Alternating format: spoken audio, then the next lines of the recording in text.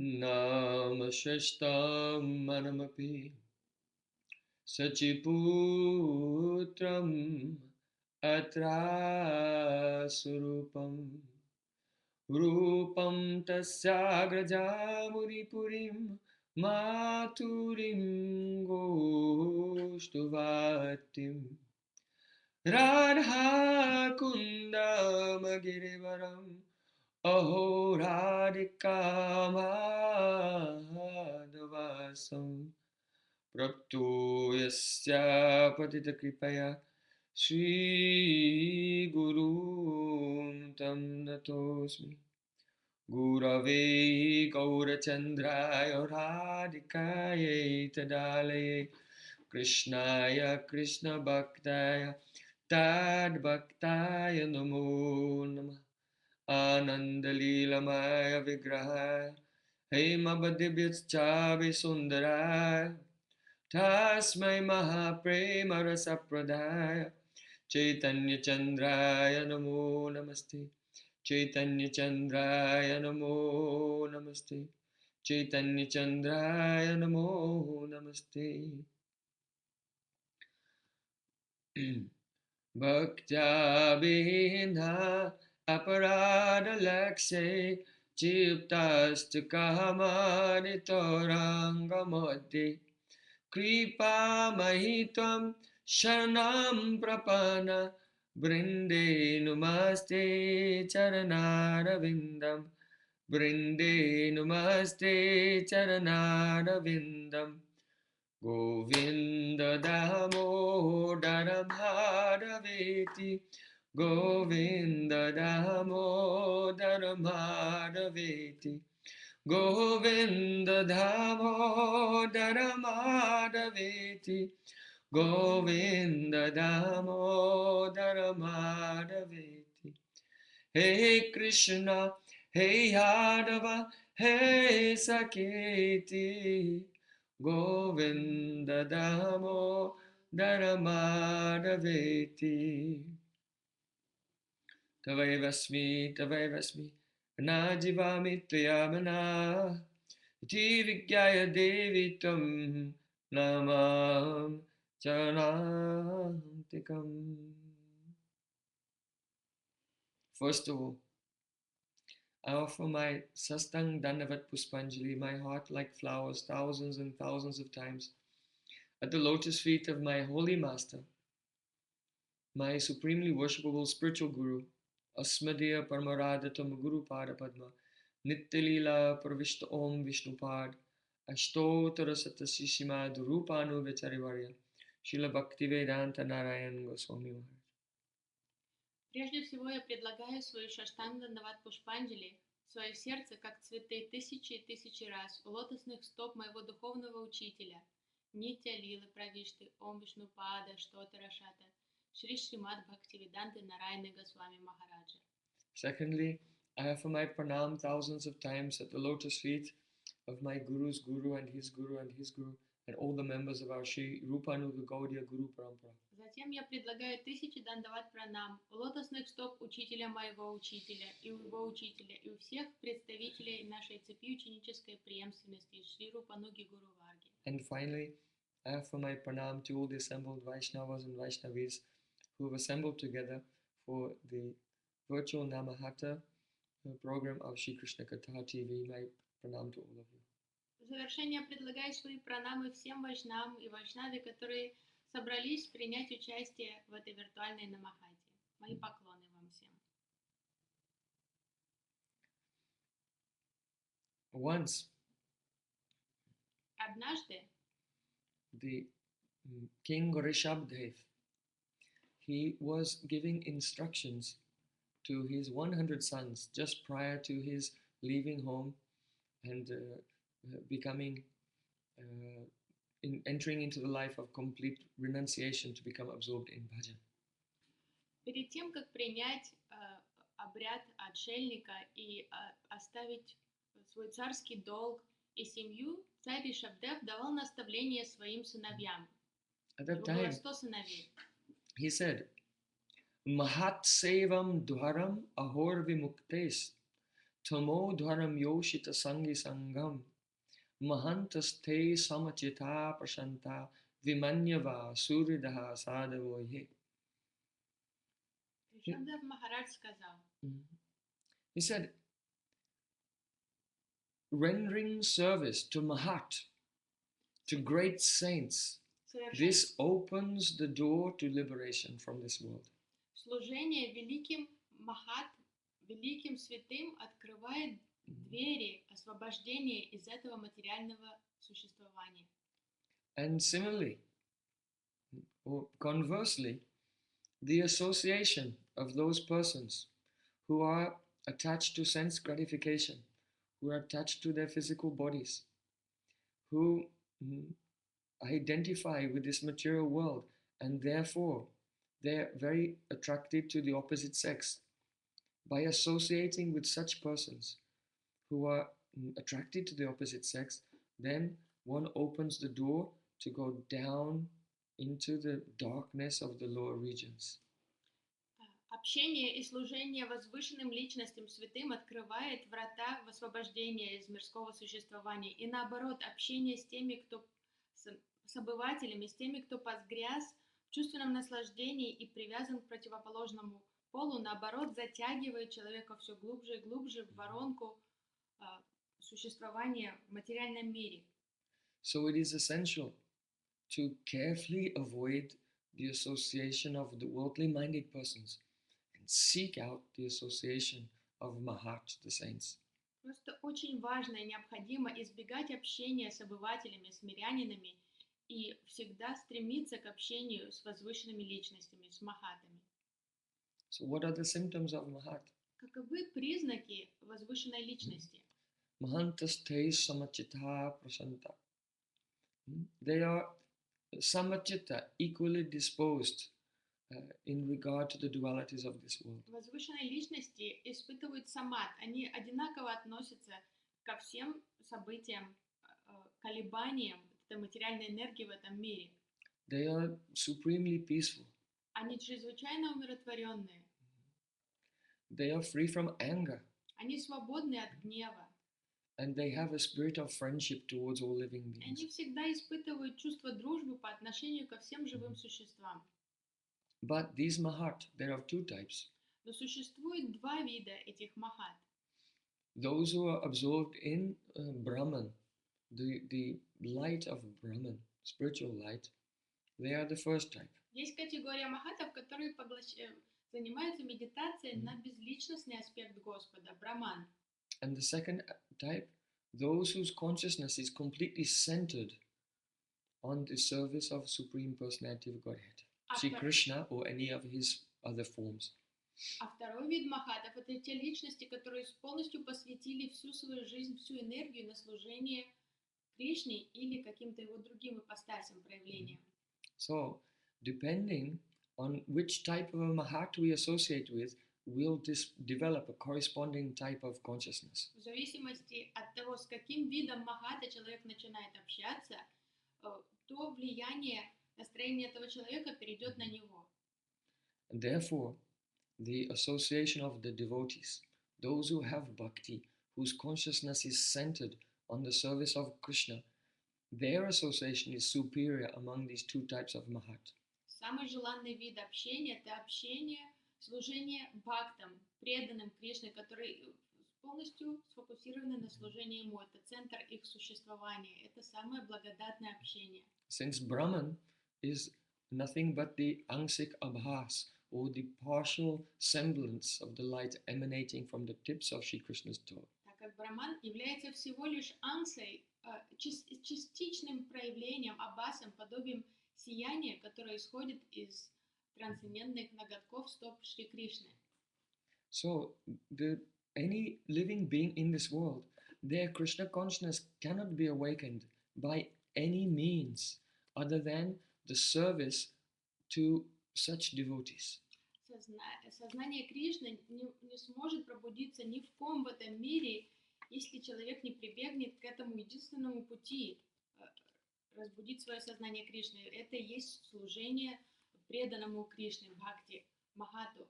In other words, how can our consciousness be completely focused on Krishna? Only by the mercy, by the grace of a devotee whose consciousness is completely focused on Shri Krishna. Как мы можем сфокусировать свое сознание полностью на Кришне, на Его служении? Единственный способ добиться этого — это служить преданному, который полностью сфокусирован на Кришне. So И по such Его милости получить это сознание. Uttama Bhagavatas, Такие возвышенные Бхагаваты. the topmost level of devotees, there are of three types. Есть три типа вот этих Уттам Бхагаватов. And their association is necessary. И общение с ними, санга с этими личностями просто необходимо. The first type is called Bhagavat Parshad Deha Prapt.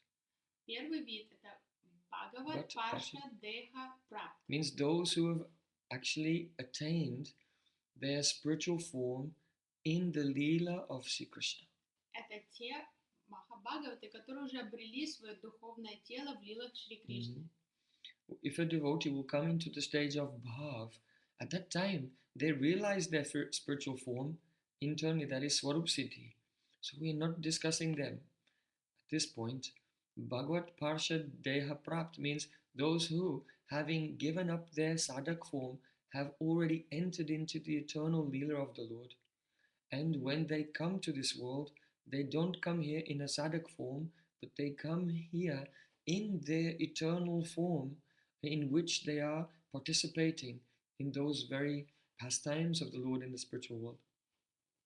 В данный момент не идет речь о тех вайшнавах, которые достигли уровня бхавы и осознали свою сидадеху, свою сварупу. Речь идет именно уже о тех личностях, которые получили свою васту сидхи, уже попали в лилы Господа и находятся в них. В этом облике они приходят сюда. So the example is Narad Muni. Пример такого бхакты — это Нарада Муни. You know that when Narad comes to this world to participate in the pastimes of Krishna, he comes here freely in his eternal spiritual form. He can travel anywhere within the material or spiritual universes. Когда Нарада приходит в этот мир, он приходит в своем облике, в своем трансцендентном облике, он свободно перемещается во времени и пространстве и участвует в лилах Кришны. Then, that is the highest type of Uttama Bhagavata. Это наивысший уровень Уттам Бхагавата. Then, the next highest type is called Nirduta Kasai. Чуть ниже этого вида есть вид Нирдута Касай. The word Kasai means contamination. Касай означает загрязнение. So, Nirdut means completely washed away. Нирдут означает полностью очищенное. This refers to the devotee who they have not attained their Parshad form, the Vastu Siddhi in the Leela yet, but they have realized their identity being here in this world, and whatever contamination which was there previously in their consciousness has been Nirdut. Nirdut Kasai, completely washed away. Nirdut Kasai, all contamination. Это уровень преданного, который еще не обрел васту сидхи, который еще не оказался в лилах Господа, в вечных лилах Господа. Он находится в этом мире еще в садак форме, но он уже полностью нирдут касай, освобожден от всех загрязнений, которые до этого присутствовали в его сознании. So the example of Nirdut Kasai is Srila Shukadeva Goswami. Шрила Шукадев Госвами является примером такого Махабхагавата.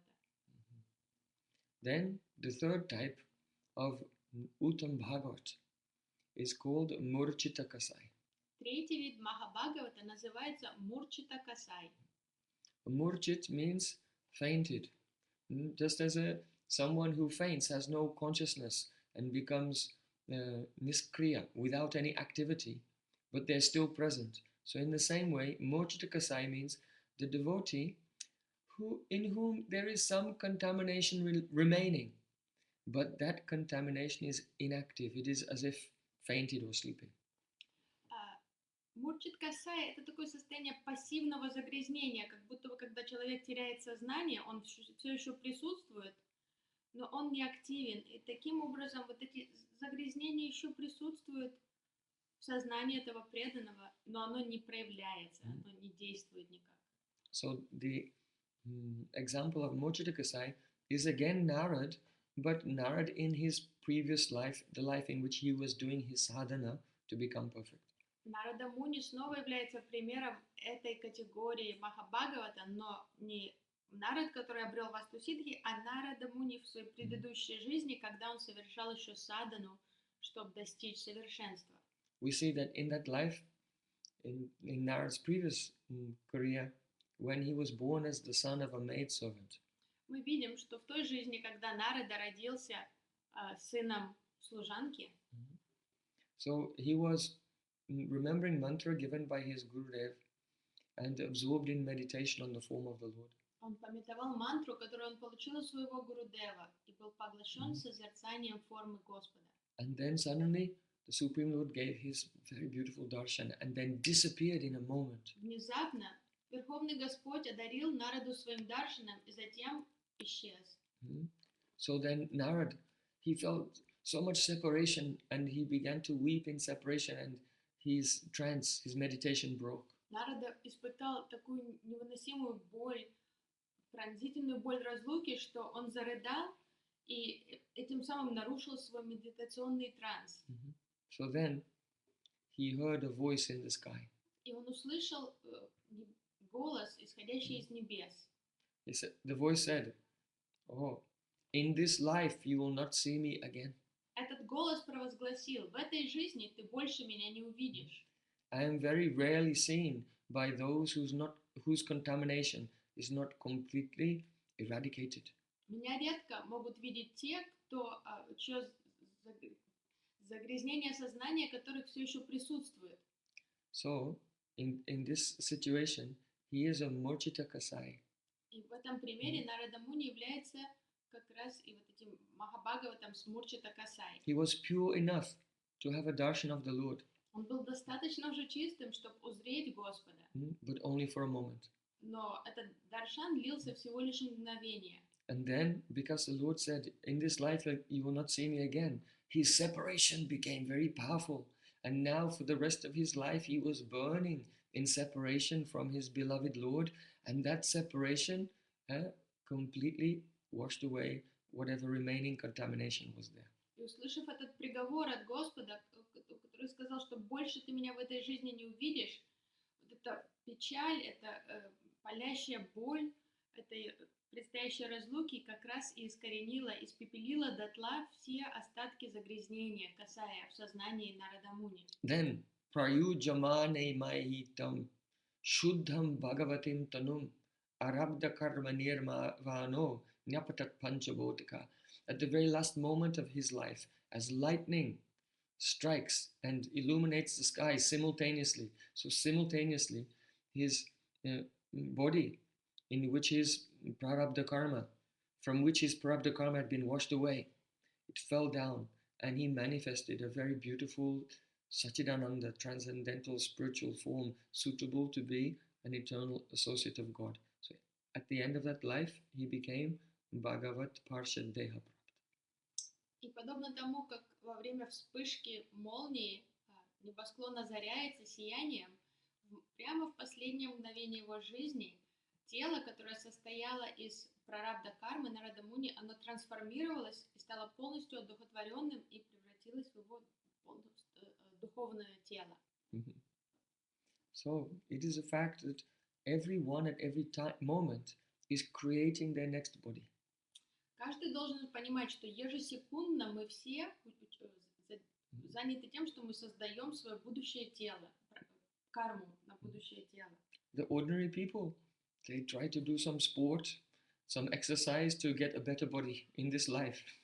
Обычные люди, они заняты активной гимнастикой, упражнениями, чтобы создать себе более здоровое, красивое физическое тело на эту жизнь. But these things are very quickly lost. Но физическое тело мы теряем очень-очень быстро. And by their karmas, they've created a body for the next life. И своими действиями человек создает тело, будущее тело на следующую жизнь. But the devotees, they engage in the activities of bhakti, and especially chanting the holy names, and by this they are bringing about the manifestation of their eternal spiritual body.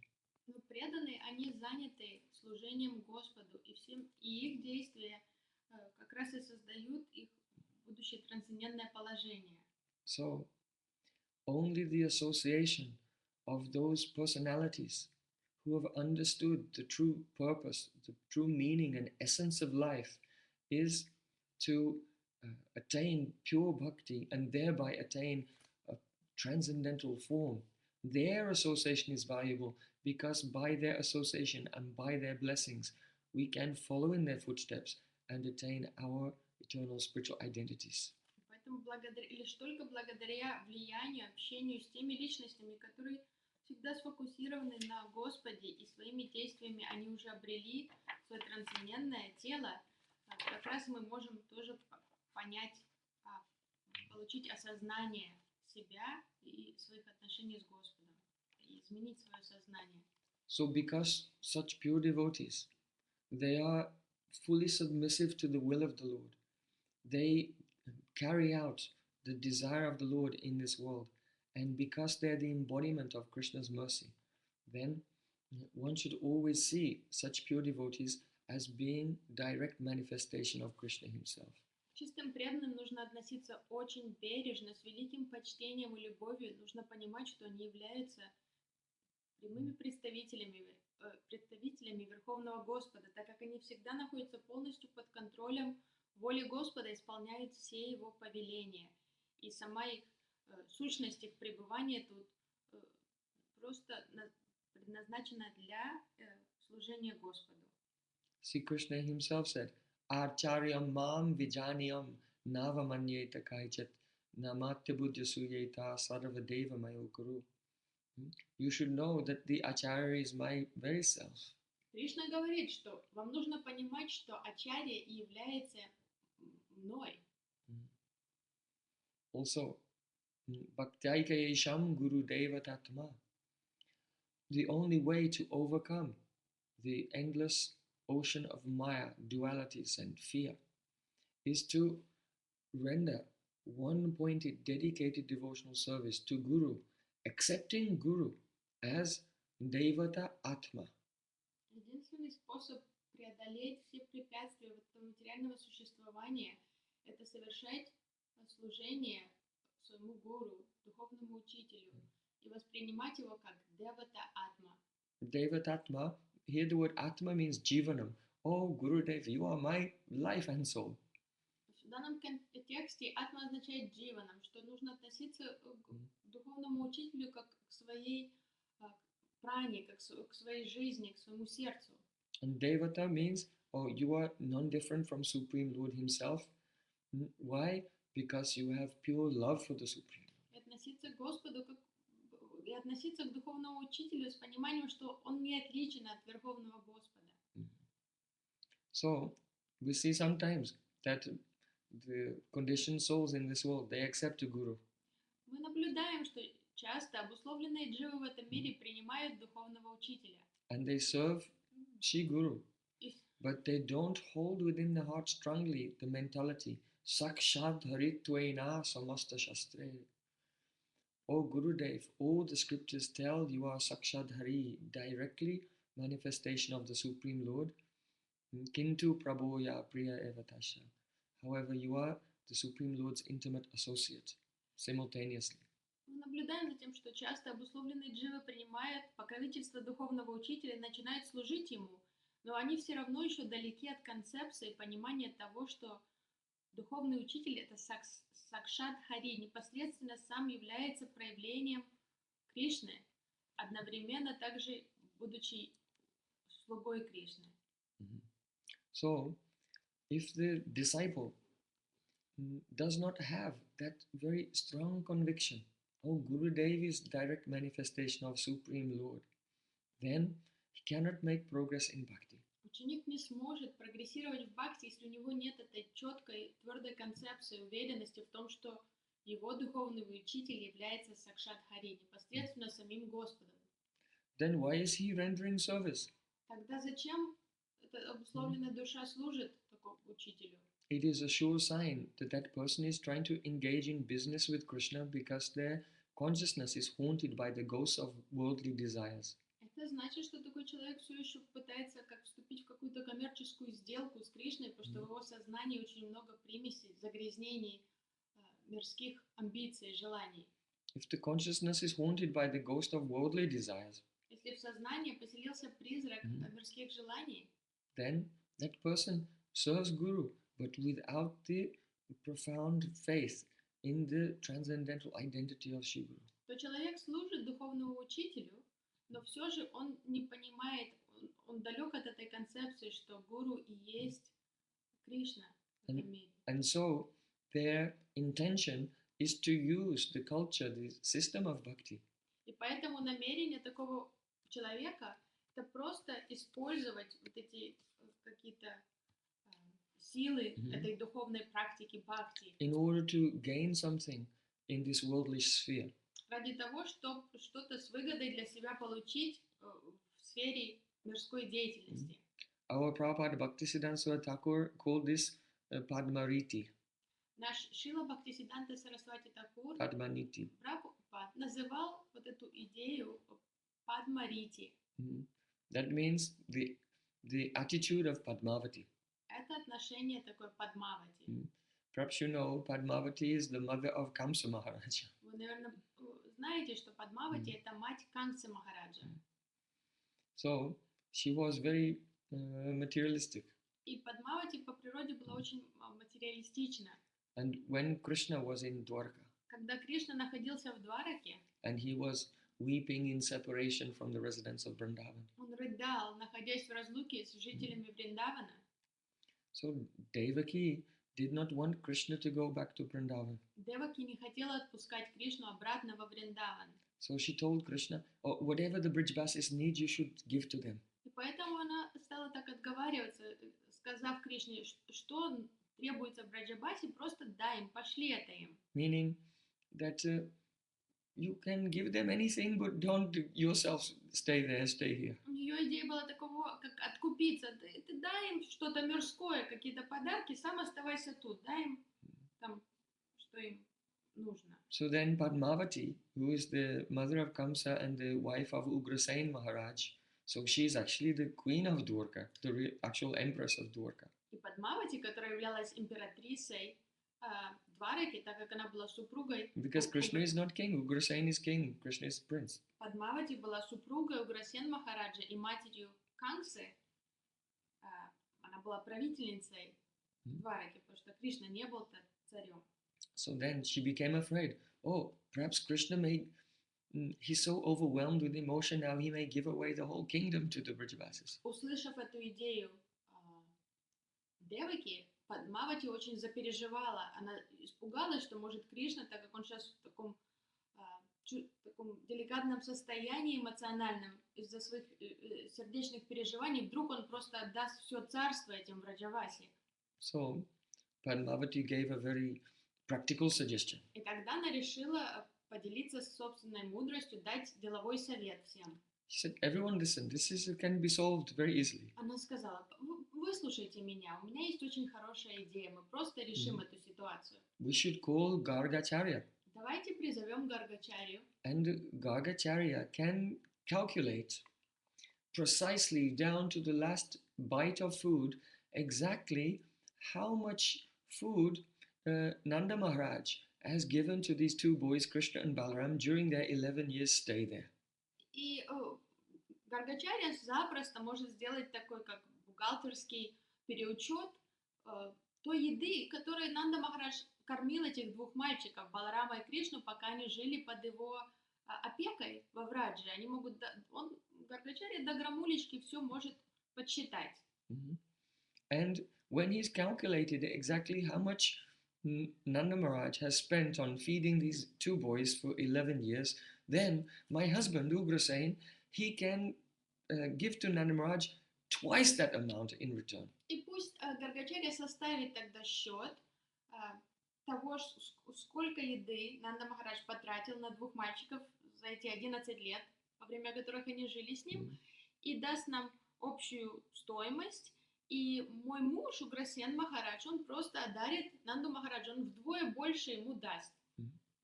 And also, we will be very generous. Мы будем очень щедрыми. Because we'll leave it down to Nanda Maharaj at his discretion whether or not he wants to reimburse us, the Yadu dynasty, for the salary for Krishna and Balaram for the time they spent taking the cows to graze there. Мы даже не будем выставлять счет Нанди Махараджу за всю ту работу, которую проделали наши мальчики Кришна и Баларам, когда они были его пастухами.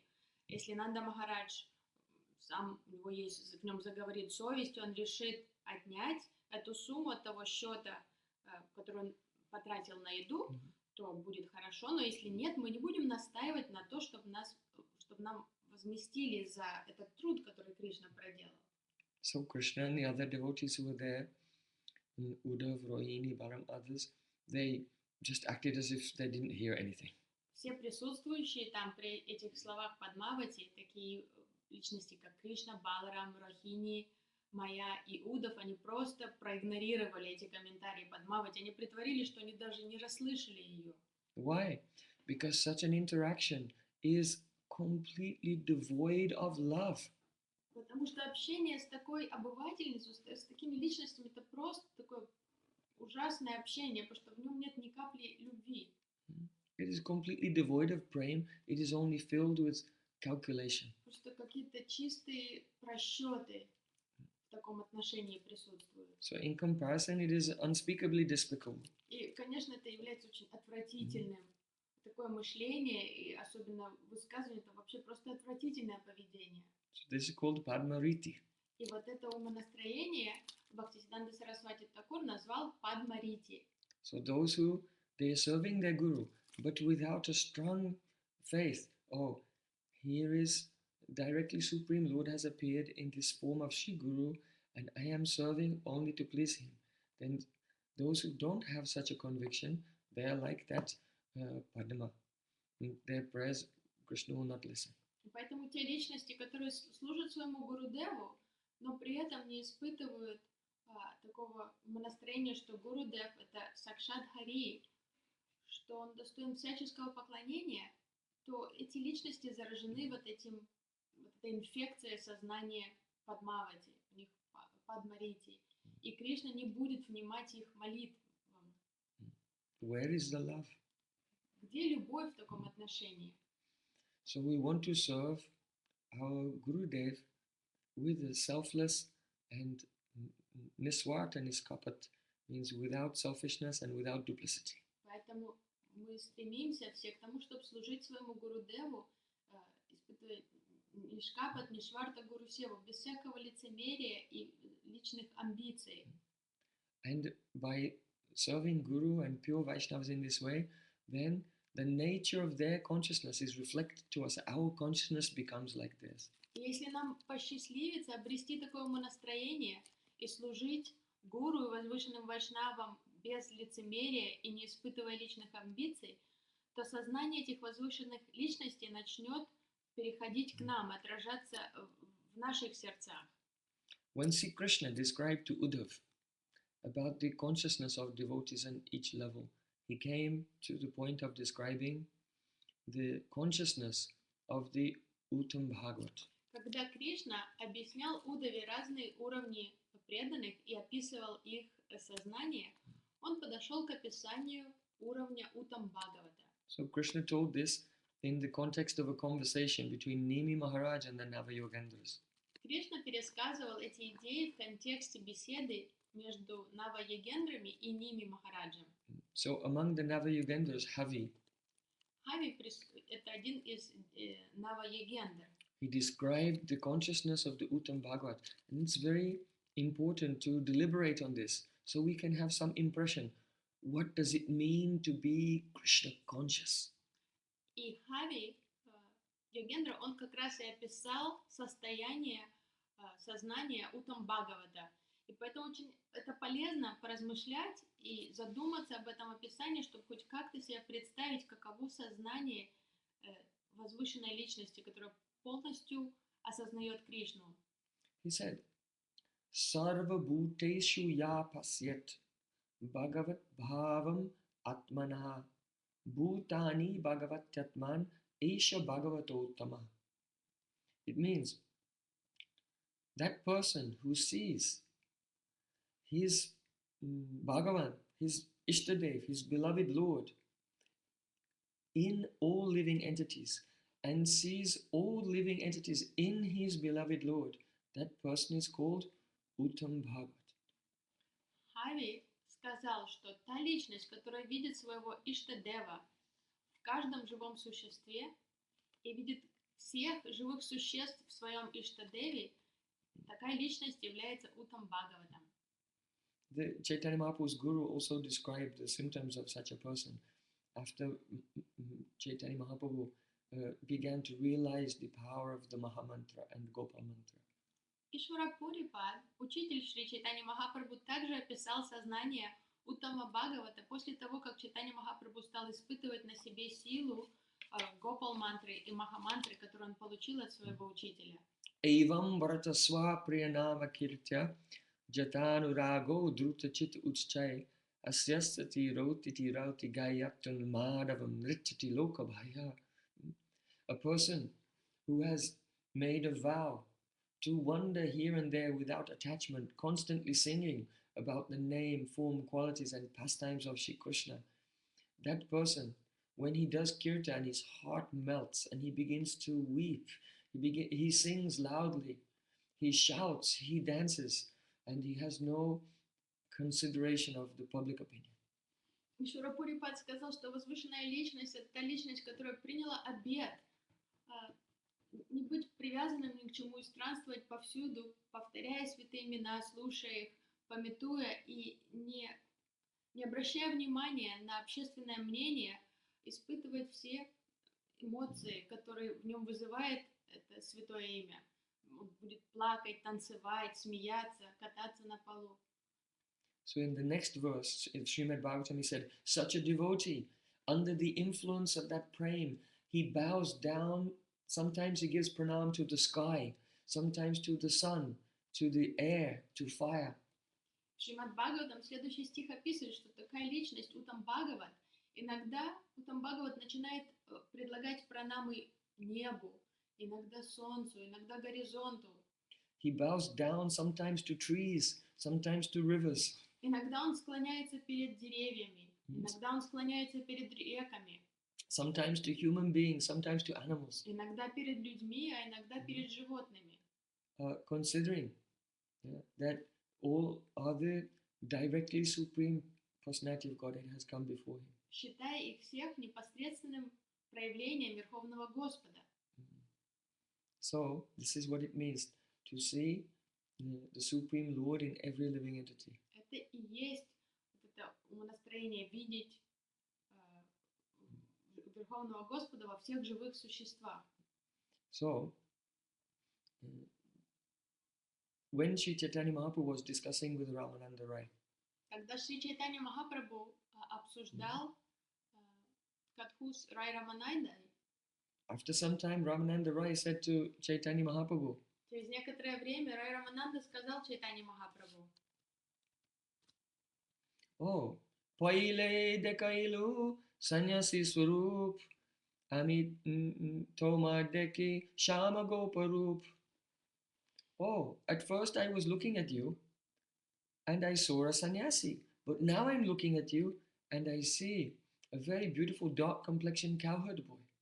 Через некоторое время Рай Рамананда сказал: прежде я, глядя на тебя, видел саньяси с золотистой кожей, но сейчас моему видению предстал другой образ. Сейчас я вижу юного пастушка с шьяма цветом кожи. And next to this dark complexioned cowherd boy, I see Kanchana Putalika, a very beautiful golden doll.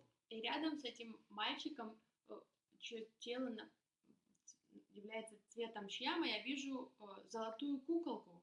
Of course, this is Radharani, but Rai Ramananda, being very rasik, is hiding this. Конечно, подразумевается в данном случае Радарани, но будучи расик вайшнавом, Рай Рамананда это объясняет косвенным образом, намеками. He said, I see you holding a flute to your lips, and your eyes are rolling in ecstasy, and the effulgence of that golden doll is spreading and completely covering you. Я вижу, как ты держишь флейту у уст, и твои глаза закатываются от экстаза, и сияние, исходящее из тела этой золотой куклы, начинает затмевать тебя и покрывать тебя своей аурой. So Chaitanya Mahaprabhu, he knew that Ramananda Rai was seeing his Swarup as Radha Krishna combined, Rasaraj Mahabhav Swarup. Чайтанья Махапрабху понимал, что Рай Рамананда видел его сварупу. But Chaitanya Расарадж Махабхав сварупу, его соединенную форму Радхи и Кришны. But Chaitanya Mahaprabhu, he preferred to hide his identity and just behave like an ordinary devotee. Но Чайтанья Махапрабху предпочел скрыть свое истинное «я» и вести себя как обычный преданный. So he said to Rai Ramananda, oh, quite naturally you are seeing this. Why? Because you are Uttama Bhagavata. И поэтому он ответил Рай Рамананде: в твоем видении нет ничего удивительного, потому что ты Махабхагават. Stavara jangama deki na deki taramurti savatra hoy nija ishtadeva spurti. Mahaprabhu said it's the nature of the Uttama Bhagavat that when they look, wherever they look, na deki taramurti, they don't see the forms of the various objects and entities around them, but they see a spurti, a vision of their Ishtadev, most beloved. Чайтанья Махапрабху продолжил, он сказал, естественным образом, когда Махабхагават смотрит вокруг себя, он не видит формы объектов, окружающие его, он видит везде проявление формы своего Иштадева. So, in this verse spoken by the Havi Yogendra, Sarva Bhuteshu Yapasat Bhagat Bhavamatmana, that the Mahabhagat sees his Ishtadev in all living entities and all living entities in his Ishtadev. It seems to be a description of two types of vision, but actually in this verse there are 4 types of vision of a Mahabhagat devotee, and depending on the state of his ecstasy, he may move from one to another among these 4 different types of vision. В определении данным Хави Йогендрой может показаться, что когда он говорит, что Махабхагават видит своего Иштадева во всех живых существах и видит все живые существа в своем Иштадеве, кажется, что тут 2 восприятия присутствуют. Но на самом деле в этом описании кроются 4 ракурса восприятия Махабхагавата. So, of the 4 types of vision, this is the first type, that in his ecstasy he does not even see the forms of the moving and non-moving entities around him. He only sees his Ishtadev. И вот первое из вот этих составляющих компонентов этого видения Махабхагавата, это что он не видит даже формы объектов этого мира, он видит своего Иштадева во всем. Then, the second type of vision means that when his ecstasy comes down a little, then he begins to see the forms of moving and non-moving entities around him in the world, but within them he sees the presence of his Ishtadev. Первое состояние вызвано сильным экстазом, когда от экстаза он даже не видит формы. Когда экстаз утихает немножко, он уже начинает воспринимать контуры форм объектов этого мира, но все же в каждом объекте, в существе он видит своего Иштадева. Is that clear? Это понятно? First type, Stavara Jangama Deki Na Deki Taramurti. He doesn't see the forms of the moving and non-moving entities around him, only sees his Ishtadev, and if that ecstasy subsides somewhat, then he begins to see the forms of the creatures around him in the world, but he sees the Lord inside them. Первый ракурс восприятия Махабхагавата – это состояние сильного экстаза, когда он даже не замечает формы объектов мира, он видит повсюду своего Иштадева. И когда этот экстаз становится более таким тихим, то тогда он начинает замечать контуры объектов этого мира, но во всем видит своего Иштадева. So then, as a result of that second type of vision, the third type of vision comes. И как следствие второго состояния восприятия возникает третье. When it is said, he sees that all living entities, the first vision, that all living entities are, Supreme Lord, is in all living entities. Second type, that all living entities are in the Lord. That means here, that all living entities are in the Lord means that they've taken shelter of that devotee's Ishtadev. А что значит, что Махабхагават видит всех живых существ в своем Иштадеве? Это значит, что он видит, что все живые существа приняли прибежище в его Господе. In other words, the devotee was only seeing his Ishtadev everywhere. Например, что преданный видит своего Иштадева повсюду. Then his ecstasy subsided and he saw, oh, many creatures are here, but my Ishtadev is within them. Затем экстаз становится более стабильным, таким спокойным, и он начинает видеть, о, тут много живых существ, но мой Господь среди них всех. And then as a result of that, he saw, oh, everyone is in ecstasy because they're realizing they've taken shelter of that form of Krishna whom he loves. So in this way, they are in the Lord means they've taken shelter in him. И это влечет за собой следующее состояние его сознания, когда он начинает думать, о, все живые существа настолько радостны, они в таком экстазе, потому что они приняли прибежище у моего возлюбленного Иштадева. И это значит, что когда он видит все живые существа в Иштадеве, значит, он видит, это его понимание, что все приняли прибежище, покровительство его Иштадева.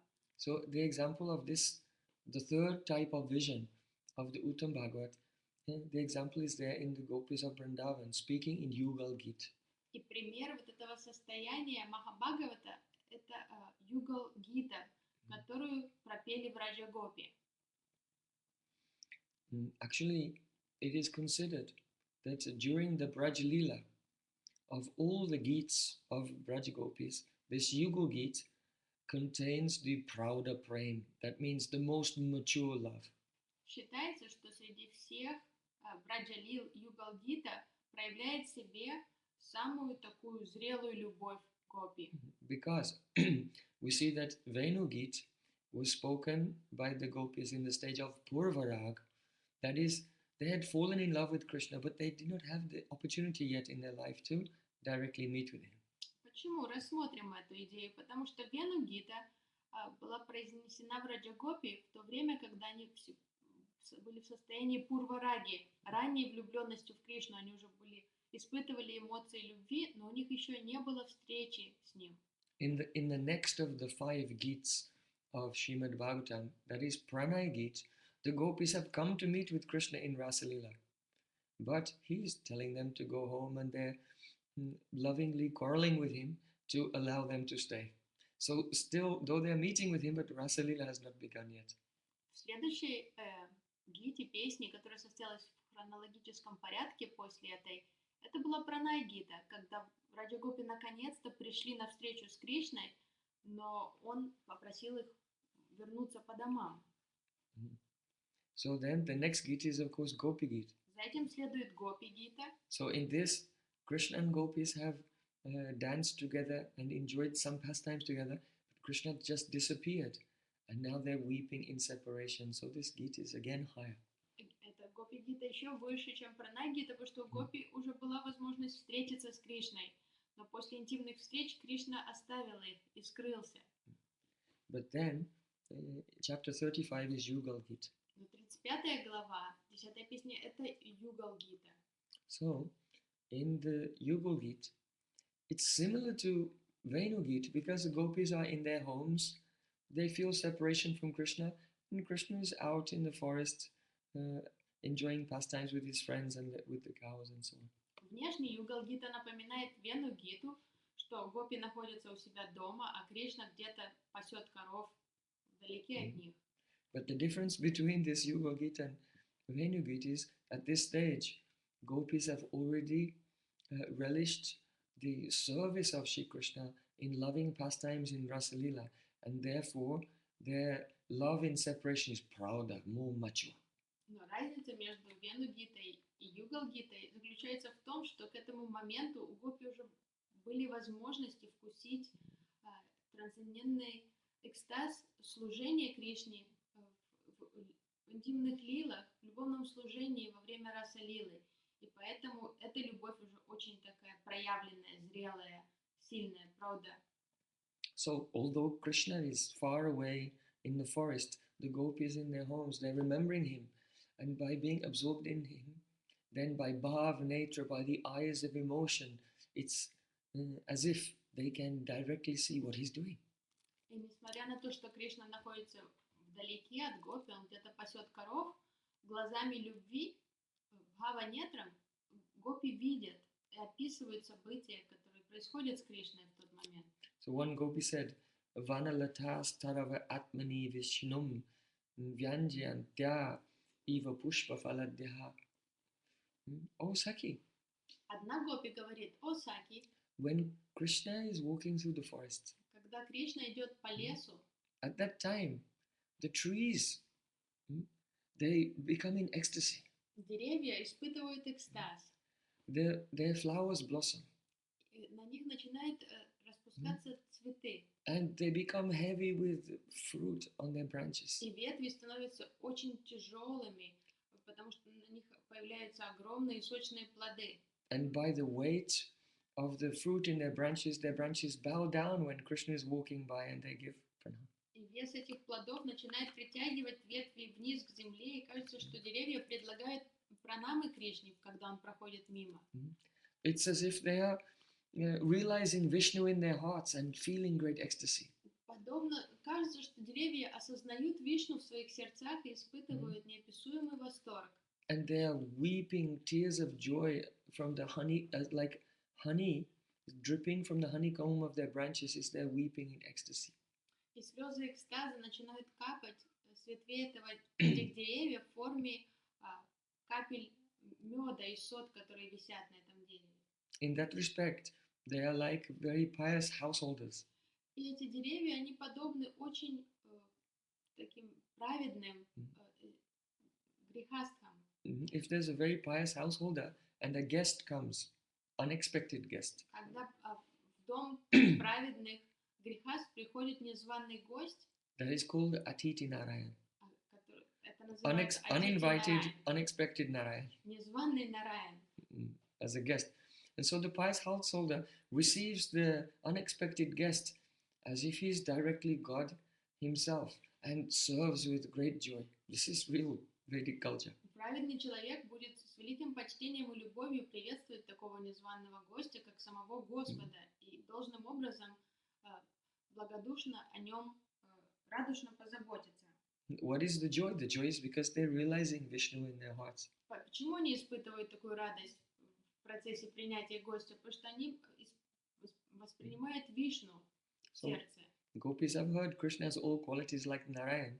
So when he's entering the forest, then Gopis are saying, oh, the trees, they realize he's just like Narayan and they're overwhelmed with ecstasy and bow down. Гопи до этого слышали от старших, что у Кришны есть все качества Господа Нараяна, и поэтому они так и считают, что когда деревья видят Кришну, они приветствуют его как Господа Вишну. So the truth is we cannot say what trees are realizing or not realizing. Конечно, по правде никто не знает, что испытывают деревья, что они осознают, а что они не осознают. And in Raga Marg, it's not important to us. We are interested what gopis are feeling. И в пути Рага Only those whom we're following, we are most concerned about their internal realization. И тех, кто практикует Рага Марг, не очень интересует настроение деревьев, потому что в практике Рага Марга весь фокус идет на настроение тех, за кем мы стремимся, кому мы хотим стать подобными. И в данном контексте для нас это Враджа Гопи. So here we see that gopis, they're realizing, they're seeing, being overwhelmed with love, that the trees, they're realizing Krishna in their hearts. От переизбытка любви гопи кажется, что деревья испытывают такую неописуемую любовь к Кришне. So their vision is the third type of vision, and that is И видение гопи как раз и является третьим видом видения. that is that one sees that all living entities are in my Ishtadev, which means they have taken shelter of my Ishtadev, but not necessarily in the same mood that I have. In this example, they're seeing the trees are like grihastas and serving Krishna. Что они видят, что все живые существа счастливы, потому что они приняли прибежище у их Иштадева. Но это не значит, что они в таком же настроении относятся к Иштадеву, как они сами, потому что в данном контексте гопи воспринимают деревья как таких очень праведных домохозяев, которые приветствуют Кришну. So, then the fourth type of mood is to see that all living entities have taken shelter of my Ishtadev, but having the same bhav that I have. А четвертый вид настроения – это уже Махабхагават, это что восприятие всех живых существ в таком ракурсе, что они все приняли прибежище у моего Иштадева, но в таком же настроении, которое я испытываю по отношению к моему Иштадеву. For example, in the previous verse we described, Vanalatas Tarava Atmani Vishnam, the trees and creepers are welcoming Krishna with great joy. In this example, the trees are male, and the creepers which are embracing them are the wives of the trees, and therefore they're like a grihasta couple welcoming their guest Krishna. Потому что в предыдущем процитированном стихе гопи видят, как деревья, которые являются мужского рода, и латы, лианы женского рода, они как муж и жена, как домохозяева, приветствуют Кришну, входящего в лес. So in this example, obviously gopis are seeing that all living entities have taken to shelter of Krishna, but not in their own mood, in another mood. И вот в этом примере Враджа Гопи воспринимает реальность, что все живые существа приняли прибежище у их Кришны, но не в таком же самом настроении, которое они сами испытывают. We see a similar example also in Brahmar Gita. И подобный пример мы также видим в Брамар-гите. Oh madhupakitava bandho masprisangrim sapatnya kuchavilalita kunkavasma survena. Here Radharani is seeing a bumblebee. Радарани заметила шмеля. And because of her praying, she's seeing, oh, this bumblebee has taken shelter of Krishna. Испытывая неописуемую любовь, Радика решила, что этот шмель принял прибежище у Кришны. This bumblebee is Krishna's servant and Krishna's messenger. Она подумала, что это шмель, он слуга и посланник Кришны. So here is a clear example that Radharani is seeing the all living entities, that they've taken shelter of Krishna, but clearly not in her mood, and that's why she's quarreling with the bumblebee.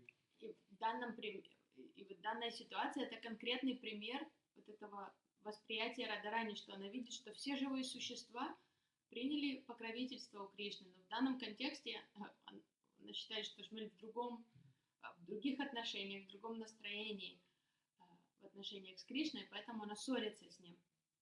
So the fourth type of vision, Bhagavat Bhavamatmana, to see one's own ecstatic flavor of love present in all living entities. И вот это последний, четвертый вид состояния сознания, восприятия Уттама Бхагавата, это видеть то, что все живые существа находятся в тех же самых настроениях, испытывают ту же самую любовь к Иштадеву, как и сам Махабхагават. A very wonderful example of this has been given in Srimad Bhagavatam in Mahishi Gita. И в Махиши Гите приводится удивительный пример вот этого восприятия. There, one day, Sri Krishna was playing in a beautiful lake in the city of Dwarka. Однажды Кришна стал плескаться в чудесном озере, расположенном в городе Двараке. The lake was very beautifully decorated with jeweled steps. К озеру спускались драгоценные ступеньки. With many different types of lotus flowers and very elegant, graceful birds. В воде росли удивительно красивые лотосы, и по глади воды скользили прекрасные птицы. And Krishna entered into the water along with his queens and their maidservants. Вместе со своими царицами и их служанками Кришна стал спускаться по ступенькам в воду этого озера. And they began to play, splashing each other. И в воде они стали играть, брызгаться, плескаться. See, Krishna had a pitchkari. That's a type of water squirter. У Кришны была такая Like a брызгалка, big syringe. большой такой шприц. And so Krishna was drawing the water and spraying the bodies of the queens, and their clothes became transparent and they were very Кришна beautiful. быстро наполнял эту брызгалку водой и обрызгивал, обливал водой своих цариц. И очень быстро вся их одежда пропиталась водой и стала прилипать к телам. And also on the pretext of wrestling with Krishna to try to relieve him of his pitchkari, his water squirter, the queens were embracing him. И под предлогом того, что они пытаются выбить у Кришны из рук этот водяной пистолет, царицы Двараки, они приближались к нему и прижимались к его телу. So a very marvelous, sweet and romantic exchange was taking place between Krishna and his queens. Это была удивительная сцена обмена любви между Кришной и его царицами. But you know, Krishna does not always stay in Dwarka. Но Кришна не всегда находится в Двараке. Very often he travels to very far away countries, Очень часто он уезжает из Двараки, отправляется в дальние края. such as the time when Sri Krishna went to Mithila, right on the other side of India, in Bihar, to give his mercy to the king Bahulasha and the Brahmin Shutadev. Пример этому то, что Кришна однажды отправился в Матилу, очень далеко в Бихар, который расположен очень далеко от Двараки, чтобы подарить свою милостью царя, местного царя и брахмана. So it's not that the queens are always present with Krishna. Sometimes they also have to experience some separation. Поэтому иногда царицам приходится тоже страдать в разлуке с Кришной, находиться в разлуке с ним.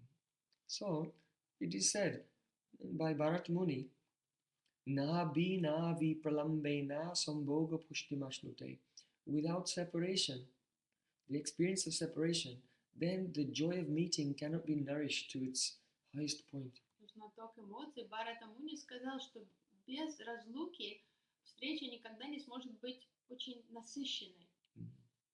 So, just as separation nourishes meeting, when the prem comes up to the level of anurag, to the highest level of anurag, at that time, then not only does separation nourish meeting, but meeting nourishes separation.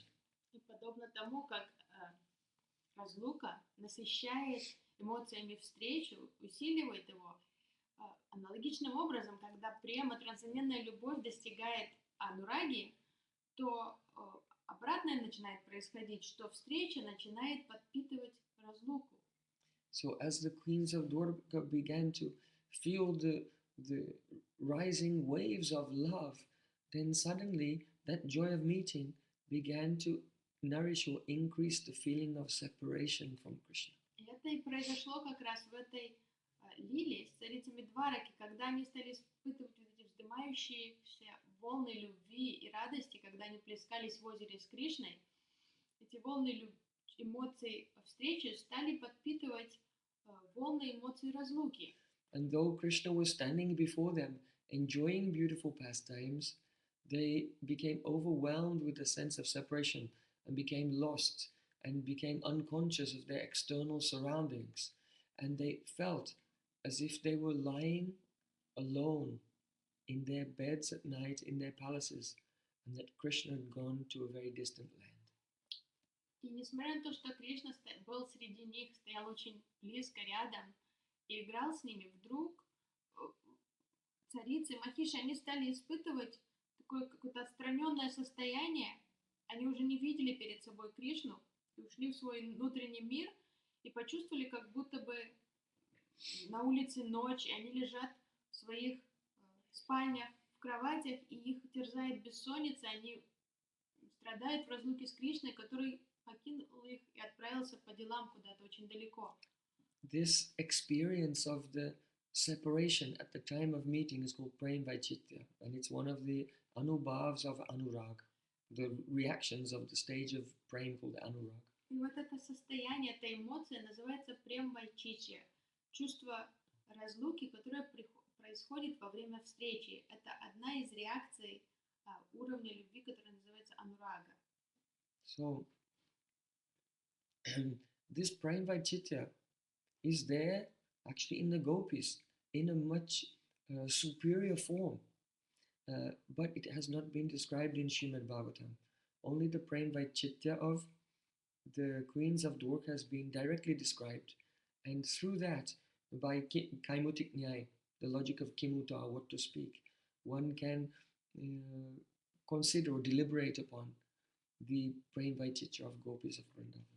Шримад Бхагаватам не описывает примеры прям-вайчити, испытанные в Раджа Гопи, несмотря на то, что их прям-вайчити гораздо более интенсивно, чем прям-вайчити цариц Двараки, но вот описание именно как раз Махиши, эмоций Махиши, дано в Шримад Бхагаватам, и с помощью вот этой логики сравнения Ким-Ута преданный может начать размышлять, то есть сопоставить и представить себе интенсивность этого состояния прям-вайчити, когда оно проявляется во Враджа Гопи. So at that time, one of the queens said, Kurari vilapasitvam vita nidana shishe swapati jagati ratram ishvaro gupta bodha. She felt as if she were lying alone in her bed at night, and outside her window, one Kurari bird was calling, female bird was crying. И в этот момент одна из цариц, она увидела, как на улице ночь, она лежит у себя в кровати, в спальне, и за окном ее спальни поет птичка Курари. And she said to the Kurari bird at that time, "Oh Kurari, why are you crying in the middle of the night?" И царица заговорила с этой птицей и спросила ее: «О, Курари, почему ты так рыдаешь посреди ночи? Why can't you go to sleep? Why are you staying awake the whole night? Почему ты не спишь? You can call out to Krishna, but he cannot hear you because he's far away and he's anyway asleep." Какой смысл в том, что ты взываешь к Кришне? Он же очень далеко, он тебя не услышит, и добавок он спит сейчас. He's sleeping somewhere in the world. Где-то далеко в этом мире находится. So why are you staying awake and crying? Почему ты не спишь? Почему ты плачешь среди ночи? Is it because your heart has been deeply pierced by his very loving glances, his graceful smiles and sweet pastimes? Может, потому что твое сердце было сильно ранено его сладкими взорами, его улыбками, его лилами? So in this way, we see that queen, she's telling the Kurari, "Oh, go to sleep. Why are you crying? Krishna cannot hear you." But really, she's giving advice to the bird because the very mood that she has, that she's crying, that she cannot sleep at night, that her heart is pierced by the gentle, smiling glances of Krishna, that's her mood, and she's seeing that in a bird outside in the garden. Вот в этом примере мы видим, что то, что царица проецирует на птичку Курари, то, что она ей советует перестать думать о Кришне и просто заснуть, это она описывает свои собственные эмоции, она проецирует то состояние, которое она испытывает в этот момент одиночества и разлуки с Кришной.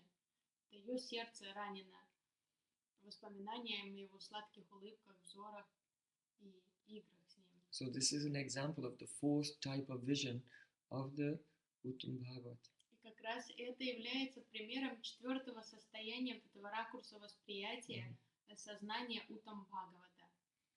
Srila Jiva Goswami has also given example of Braja Gopis in this regard. В этом контексте Шрила Джива Госвами также приводит примеры Враджа Гопи. You know that any jiva of this world who is most fortunate can become Uttama Bhagavat, but gopis are not like that.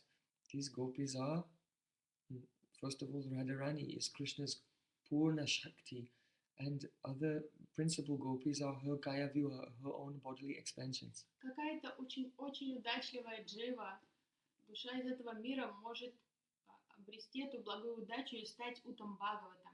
Но нужно понимать категорию, в которой находится Враджа Гопи. Сама Радика — это Пурна Шакти самого Шри Кришны, а все остальные гопи являются Кая Вьюхой, телесными экспансиями самой Шримати Радики. In Venugit, there one gopi is lamenting. В Венугите описано, как одна гопи сокрушается. Nadyastada tadupadharya mukunda gita avarta lakshita mano bhava bhagna vega alinganasta gita mumi bhuja marare grinanti pada yugalam kamalopahara. O Sakhi, when Krishna is wandering on the bank of the Jamuna, О Саки, говорит Гопи, когда Кришна гуляет по берегу Ямуны, he sees the beauty of the forest. он видит красоту леса.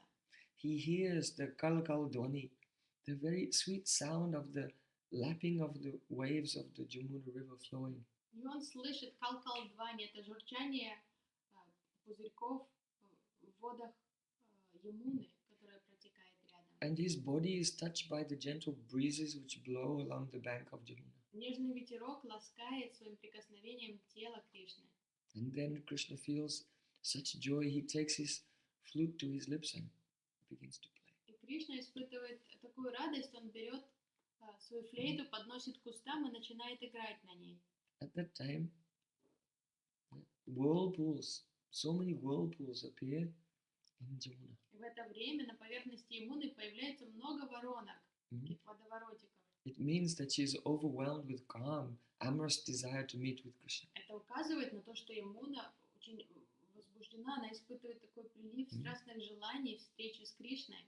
Oh, you know that all rivers, they're considered to be the wives of the Samudra Dev, the god of the ocean, because just as wives run to serve their husband, so all rivers are running to serve the ocean. Все реки считаются женами Самудра Дева, океана, потому что подобно тому, как праведная жена служит своему мужу всегда, все реки, они текут, они стремятся к Самудра Деву, чтобы служить ему. But oh Saki, just look, when Krishna plays his flute, the Jamuna river who was flowing towards her husband, she turned around to go towards Krishna, and in this way, whirlpools have come. Но, Саки, ты посмотри на то, что происходит с рекой Ямуной. Несмотря на то, что она стремилась, текла быстро по направлению к своему мужу, океану, услышав звук флейты Кришны, она остановилась, и в волнении, и с трепетом она повернулась и потекла в обратном направлении к Кришне. Из-за этого появились на поверхности воды везде эти воронки. Or when Krishna walks into the shallow water on the edge of Jamuna, then the waves come up and touch his feet. It's as if the Jamuna Devi, she's taking the lotus feet of Krishna on her breast. И когда Кришна входит на мели в воды Ямуны, то волны начинают ласкать его ноги, вздыматься к нему, и это Ямуна Деви прижимает его к себе. Just see what she's doing.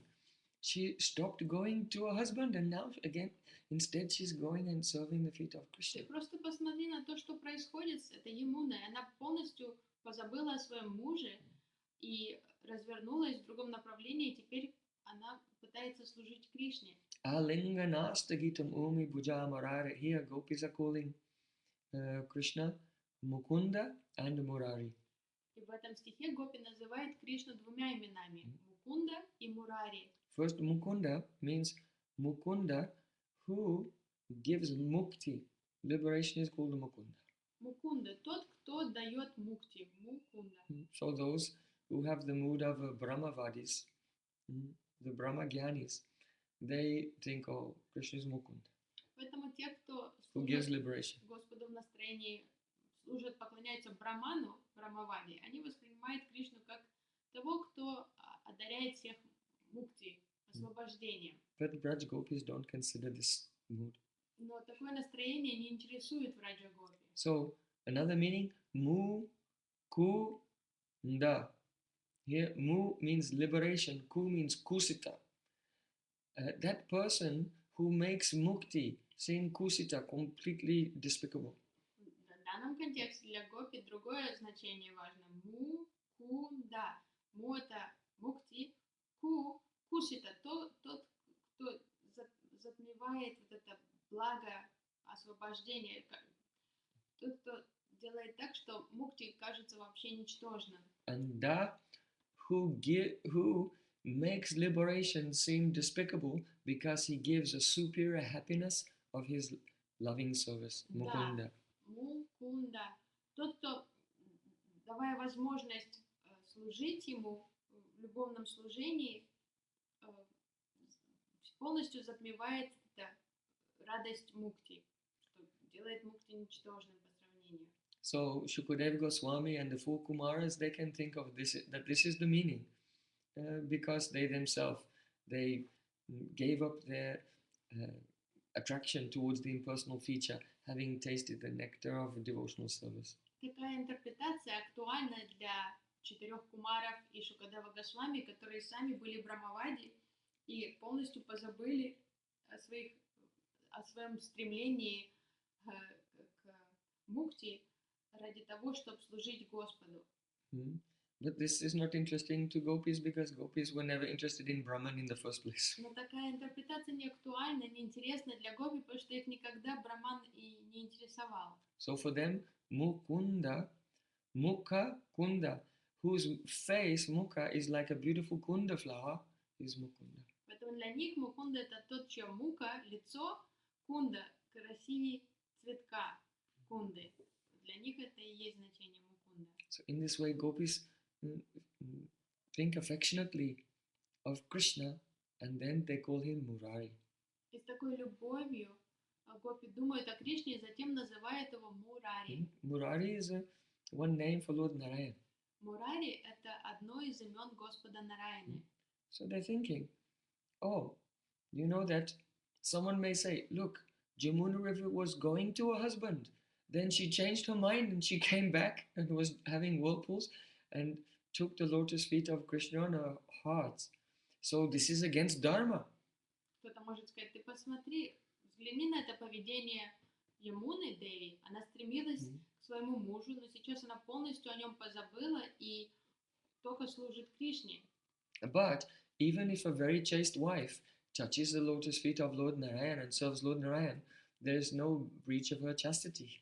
Но такое поведение не нарушает мораль праведной жены. Если праведная женщина склоняется перед стопами Господа Нараяна, это никак не... So this activity of Jamuna Devi is acceptable. Не является чем-то нехорошим в поведении, поэтому это полностью приемлемое So why not? поведение. Why will it not be acceptable for us? Поэтому если это приемлемо для Ямуны Деви, почему мы не можем себя так вести? Because the Gargacharya, everyone knows that Gargacharya said, Tasman Nandat Majoyam Te Narayana Sumogune. Oh Nanda Maharaj, your son has qualities just like Narayan. Всем известно, что Гаргачарья предсказал, что у сына Нанды Махараджа, у Кришны такие же будут качества, как у Господа Нараяны. So, if we forget about our husbands and go and serve Krishna, what fault is there? Поэтому какая проблема, если мы позабудем о своих мужьях и отправимся служить Кришне?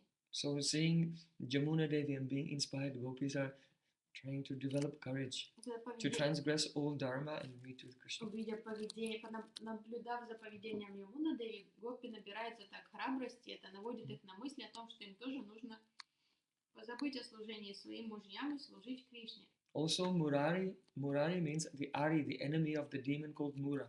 Мурари означает Ари, враг демона Муры. So, this Mura demon, he was harassing all the demigods. Демон Мура причинял всяческие беспокойства деватам. So Narayan came and saved the demigods by killing the demon Mura, and then all the demigods could be in peace and happiness. И Господь Нараяна выручил всех деват, убив этого демона и избавив всех деват от страданий. Они все были очень признательны Господу. But gopis are thinking, oh, Krishna, we are not attacked by the demon Mura, we are attacked by the demon Mara.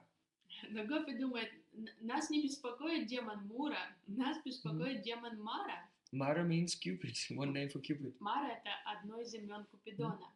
So you are famous as Murari. Oh Krishna, why can't you be Marari? О, Кришна, ты известен как Мурари, почему бы тебе не стать Марари? Because if you have all qualities like Lord Narayan and the demigods, they became peaceful and happy because you saved them from Mura, then, hey Murari, why don't you make us peaceful? Because we're always being harassed by Mara, Cupid. Если в тебе присутствуют все качества Господа Нараяны, почему ты не можешь последовать его примеру? Подобно тому, как он облегчил состояние всех деват, ты облегчи наше состояние, избавив нас от этих страданий терзания этого камы. So Krishna, only if you meet with us, oh, then we can become peaceful and happy. Поэтому лишь только благодаря встрече с тобой мы сможем испытать облегчение и стать умиротворенными. Alinganasta gitamomi bujamarare grinanti padayugalam kamalopahara.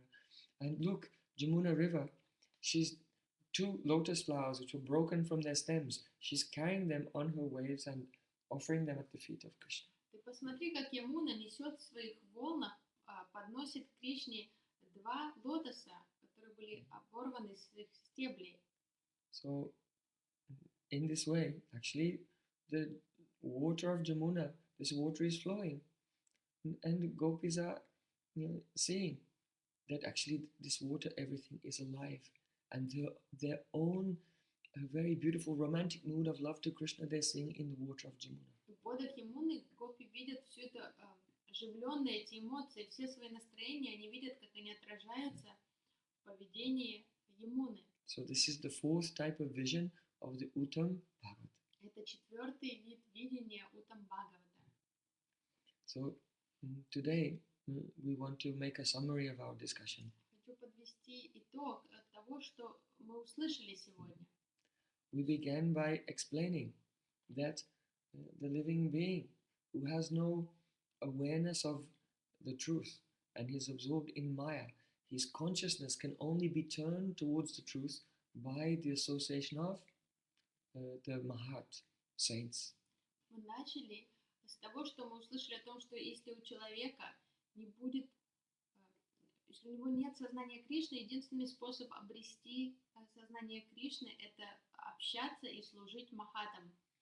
And if the saint one associates with is absorbed in Brahman, then that consciousness will come, and only by associating with those whose consciousness is centered on Krishna, then bhakti will awaken. Затем мы подчеркнули идею того, что если человек общается с Махатом, Махатмой, которая следует пути познания Брамана, то настроение перейдет к нему. Он не сможет от такой личности получить бхакти, преданность Кришне. Поэтому необходимо общаться с теми возвышенными личностями, которые посвятили себя полностью преданному служению. So our consciousness can only be centered on Krishna by serving those whose consciousness is centered on Krishna. Лишь только благодаря тому, что мы будем служить тем, кто служит Кришне, мы сможем сфокусировать, центрировать свое сознание на Кришне.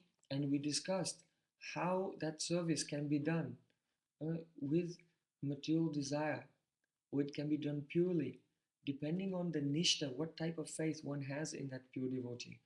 Either seeing them as just some type of learned person or sage, or seeing that Supreme Lord Himself has come in this form to accept my service. Мы также затем обсудили нюансы разных видов служения возвышенной личности, что иногда настроение служащего может быть загрязнено мирскими концепциями или какими-то личными амбициями, если он воспринимает эту Махатму как просто очень ведущего человека, который обладает какой-то особенной силой и хочет что-то от него получить, и не видит эту личность как Сакшат Хари, самого Верховного Господа.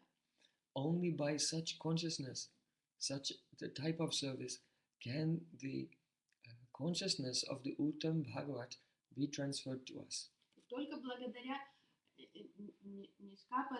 Нисварта Сева и такой личности, без служению, без примеси лицемерия и без личных корыстных целей, лишь только когда мы совершаем такое чистое служение, мы сможем обрести сознание Кришны, перенять настроение этого Махатмы. We discussed how such great devotees are of three types. И мы обсудили три категории преданных, такого, которые три вида Махатмы. And how of those three types of great devotees, their consciousness can be of four types.